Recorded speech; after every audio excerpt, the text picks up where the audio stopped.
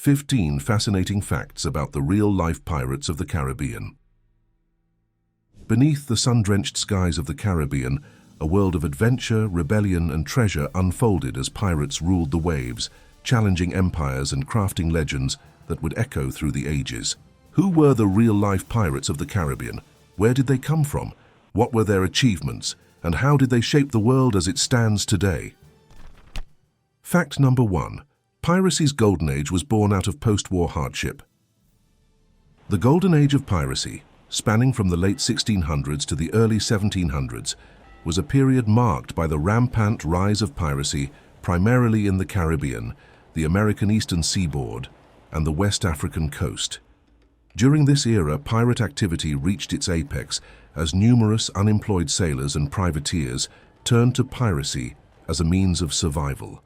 This surge in piracy was largely fueled by the end of the Spanish Succession War, which left many sailors jobless and many European governments weak, creating an ideal environment for piracy to flourish. The pirates of this age, including infamous figures such as Blackbeard and Bartholomew Roberts, not only preyed on merchant ships, but also engaged in dramatic sieges of towns and coastal cities. The socio-economic impact of piracy during this period was significant. Piracy disrupted international trade and contributed to the economic instability of many colonial empires.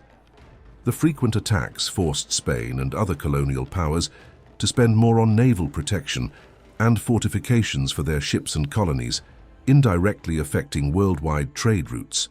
Despite their lawless reputation, pirates also contributed to the local economies of their havens by spending their stolen fortunes, boosting the prosperity of these areas temporarily.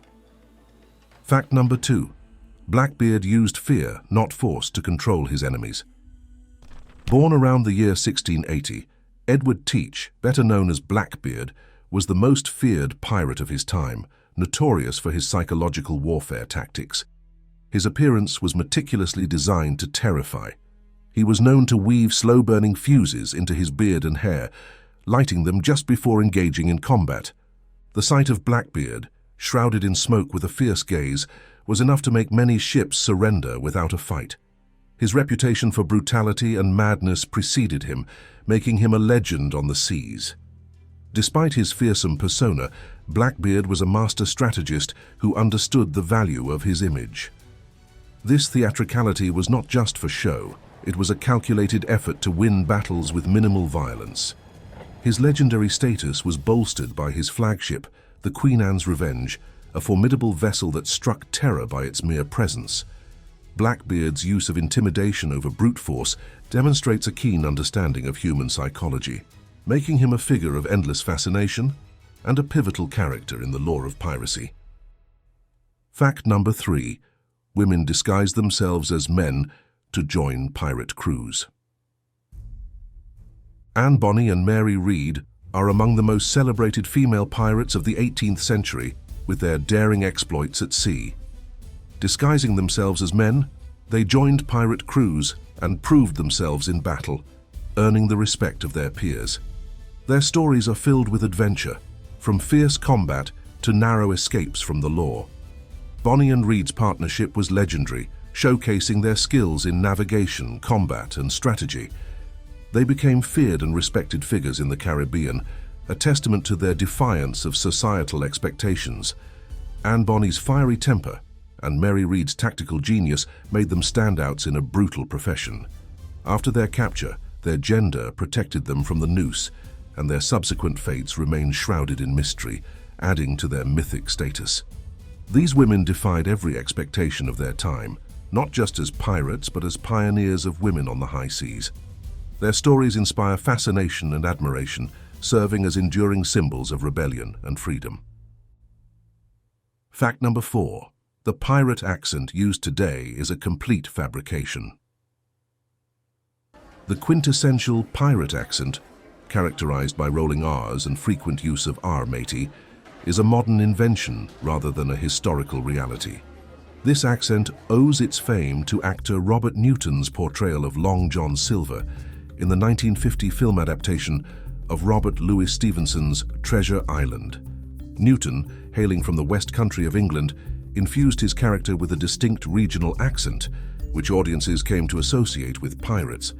This portrayal was so charismatic and memorable that it cemented the pirate accent in popular culture, influencing countless portrayals of pirates in movies, books, and even theme park attractions. This phenomenon illustrates the power of media in shaping perceptions of history. Newton's performance not only defined the pirate archetype for generations, but also demonstrated how a single portrayal could influence the collective imagination. The pirate accent has become an essential and beloved part of the pirate lore, regardless of its historical accuracy. It adds a layer of charm and character to the pirate image, making the stories of the high seas even more engaging and entertaining for audiences around the world. The enduring legacy of this accent reflects the fascination and romanticization of pirate life, proving that sometimes myth can be just as powerful as truth. Fact number 5. Walking the plank is rooted more in fiction than reality. The vivid image of a pirate forcing a captive to walk the plank is deeply ingrained in pirate mythology, yet historical evidence for this practice is scant. This dramatic form of execution, where victims are compelled to walk off a board extending over the sea, is more a product of literary invention than a standard pirate practice. The concept likely gained popularity through its depiction in novels and films, capturing the imagination of the public and becoming a staple of pirate lore. It's an evocative image, symbolizing the ruthlessness associated with pirates, yet it oversimplifies the reality of their methods. Actual pirate discipline and punishment were both more pragmatic and brutal, not requiring the theatricality of plank walking. Pirates preferred methods that were direct and efficient, such as marooning, which involved abandoning individuals on deserted islands with minimal supplies. This method was both a punishment and a grim sentence, potentially leaving the victim to a slow death. The discrepancy between the myth of plank walking and the reality of pirate justice highlights the fascination with dramatizing pirate life, often at the expense of historical accuracy. These myths serve to enhance the dark allure of pirates, blending fact and fiction into the captivating narratives that continue to enthrall people worldwide. Fact number 6. Pirates rarely buried their treasure, they typically spent it. Contrary to popular belief and numerous treasure hunt stories, real pirates rarely buried their treasure. The image of pirates creating treasure maps, marked with an X to locate buried loot, is a captivating narrative largely born from fiction, particularly influenced by Robert Louis Stevenson's novel Treasure Island. In reality, pirates were more likely to spend their plunder quickly on provisions, entertainment, and luxuries in ports rather than hoarding it. The life of a pirate was precarious and short-lived, offering little opportunity to amass wealth or plan for a future by burying treasure. The myth of buried pirate treasure has fueled countless expeditions and tales of adventure, but historical records show that instances of pirates burying treasure were exceptionally rare. One of the few documented cases involves the pirate William Kidd, who buried some of his loot on Gardiner's Island, intending to retrieve it later as a bargaining tool. However, this was an exception rather than the norm. The enduring fascination with the idea of buried pirate treasure speaks to the human love of mystery and adventure, illustrating how the legends of piracy can sometimes overshadow the more mundane realities of their existence. Fact number 7. The Jolly Roger was a serious warning to surrounding ships. The iconic black flag emblazoned with a skull and crossbones, known as the Jolly Roger, is synonymous with piracy, yet its origins and meaning are steeped in maritime history. Pirates used various flags, but the Jolly Roger became the most recognized symbol of pirate activity. The flag's design was intended to strike fear into the hearts of those who saw it, signaling a pirate ship's intent to attack. The imagery of death represented by the skull and crossbones was a clear message: surrender without a fight or face deadly consequences. This psychological warfare was effective in demoralizing enemies and securing quicker surrenders. The adoption of the Jolly Roger by pirates was not only a practical choice, but also a symbolic rejection of the naval discipline and authority from which many pirates had defected. By flying the Jolly Roger, pirates declared their freedom from the laws and norms of society, embracing an outlaw identity.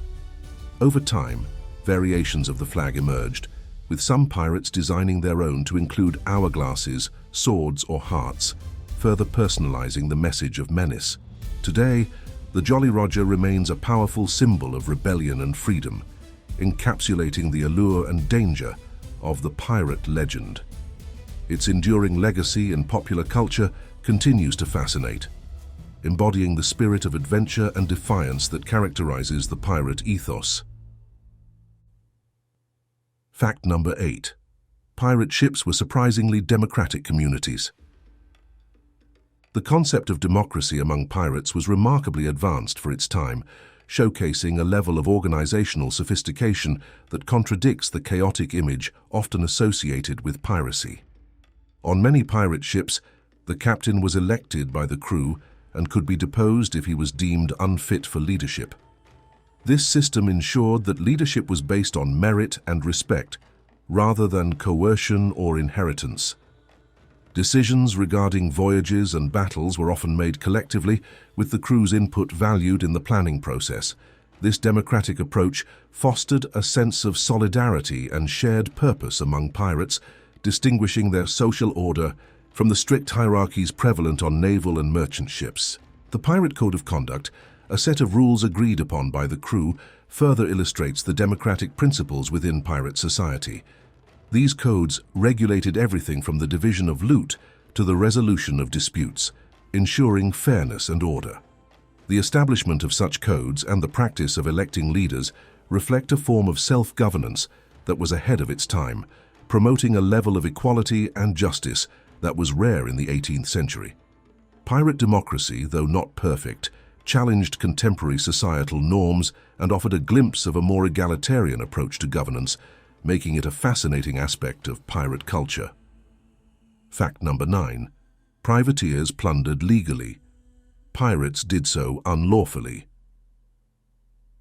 The line between privateers and pirates was often blurred, as both engaged in similar activities on the high seas. Privateers, however, operated under the protection of a letter of marque, a government-issued license that authorized them to attack and plunder ships of enemy nations. This legal backing distinguished them from pirates, who lacked such authorization and were considered outlaws by all nations.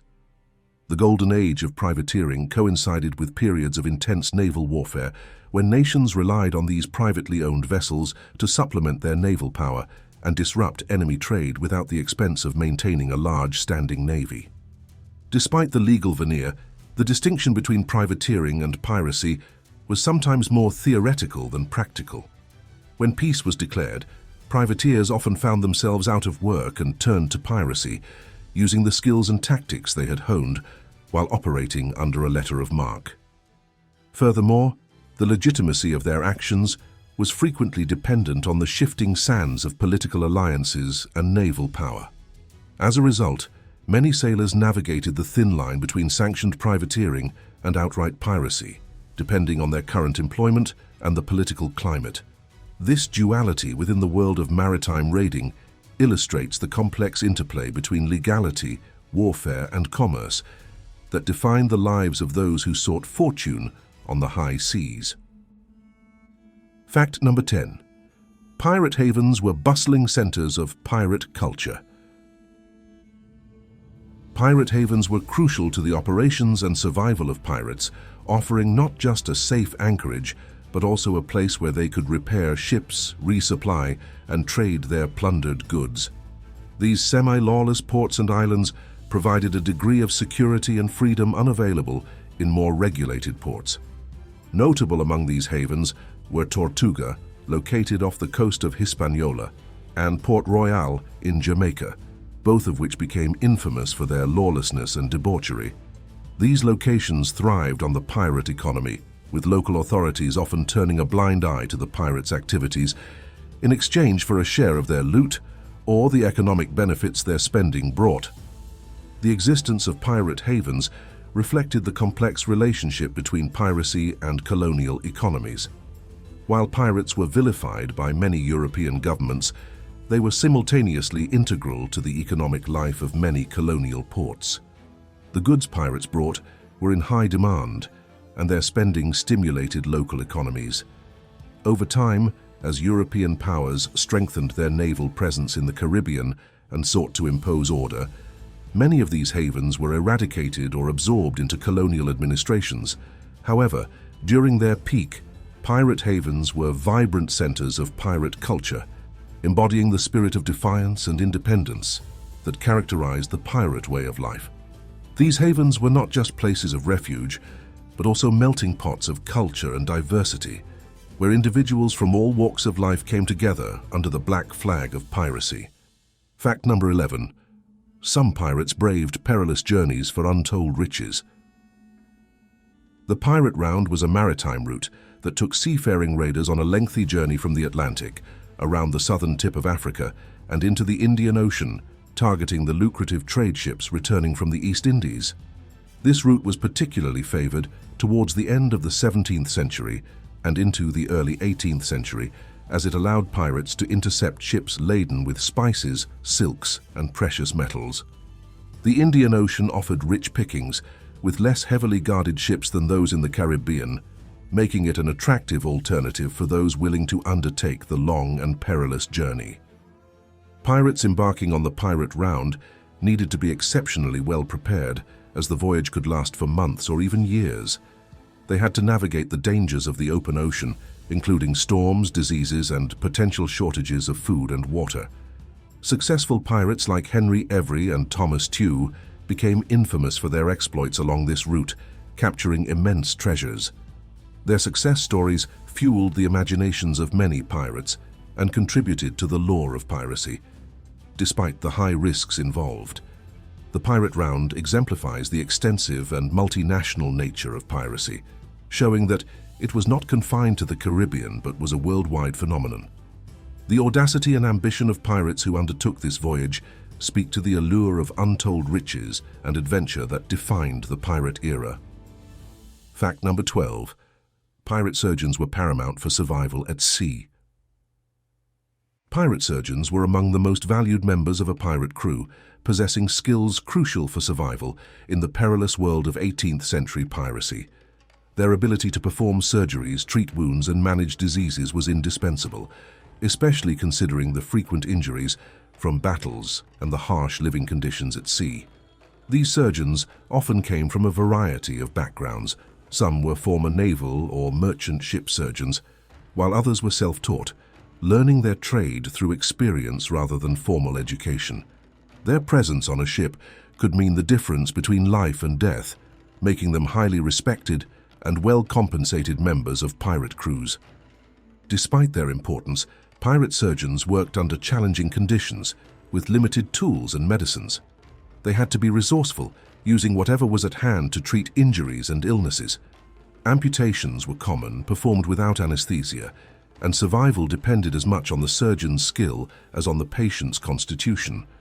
The role of the pirate surgeon highlights the harsh realities of pirate life, dispelling romanticized notions of swashbuckling adventure.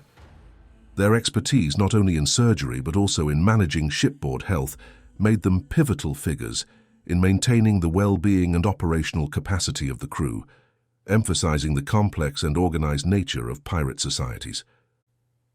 Fact number 13. Piracy sometimes offered slaves a path to freedom. Piracy in the Caribbean and beyond intersected with the transatlantic slave trade in complex ways. Pirates often targeted slave ships, capturing them for their human cargo along with other valuables. These enslaved individuals could end up being sold at pirate havens, used as labor on pirate ships, or in some cases given the opportunity to join the crew. For some enslaved people, joining a pirate crew offered a semblance of freedom and agency that was starkly absent from their lives in bondage.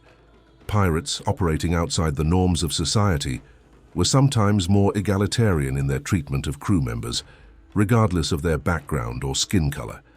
This did not mean that piracy was a bastion of racial harmony, but in the practical world of a pirate ship, skill and reliability often mattered more than race. The relationship between pirates and slavery underscores the contradictory nature of piracy. While pirates could offer freedom to some, they were also willing participants in the commodification of human lives. The presence of former slaves among pirate crews illustrates the fluid social dynamics of pirate life, where the lines between captor and crew, freedom and bondage, were frequently blurred. These complexities add depth to our understanding of piracy, challenging simplistic narratives and revealing a world where survival often meant making choices that were morally ambiguous. The role of slaves and former slaves within pirate society highlights the contradictions of the pirate life, embodying both the potential for relative autonomy and the perpetuation of oppression. Fact number 14. In reality, pirates faced a shockingly low life expectancy. The life of a pirate, often romanticized in literature and film, was in reality brutal and short-lived. Many pirates died young, falling victim to violent encounters, disease, or execution if captured. The allure of riches and adventure drew many to piracy, but the reality was a daily struggle for survival, with battles resulting in serious injuries.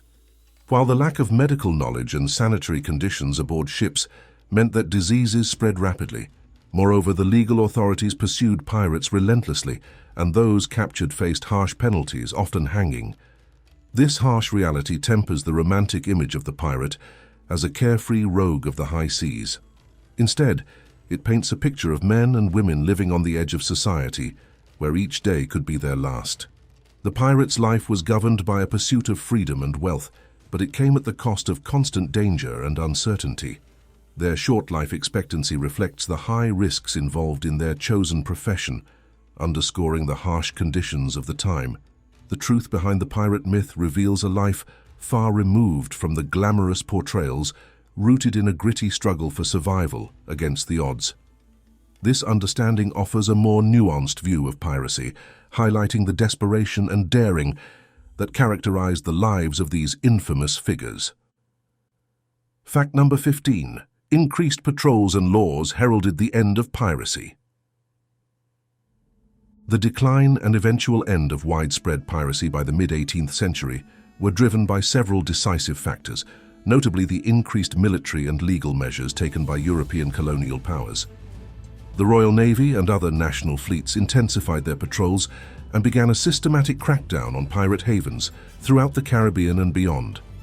These efforts were accompanied by the implementation of harsher legal penalties for piracy, including speedy trials and public executions designed to serve as deterrents. Governments began to issue pardons to pirates, willing to renounce their ways and return to lawful society, an offer that many accepted to avoid the gallows. Economically and socially, the world was changing in ways that made the pirate lifestyle less sustainable and less appealing.